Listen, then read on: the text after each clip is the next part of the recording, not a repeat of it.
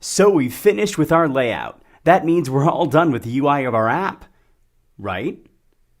You might have noticed that there's no way to actually submit the query to GitHub. While most applications would make use of a button in the main layout, we're going to take this opportunity to teach you something new. Android is the concept of menus. We usually create them like any other Android resource, using XML.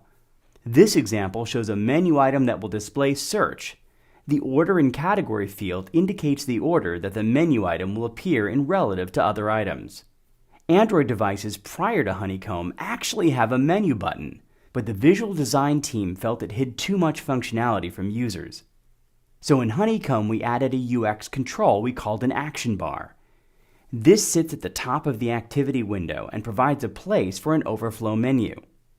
We also allow applications to specify menu items as actions. If there is enough horizontal space, those actions appear on the action bar as buttons. To do this in our menu XML, we add the Show As Action attribute.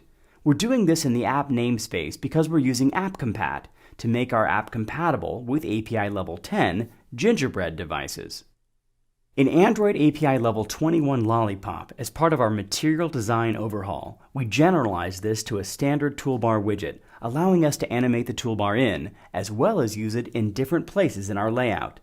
This new functionality is available to Android applications targeting most Android versions, thanks to its implementation in the support library. We'll cover more on material design later in the course.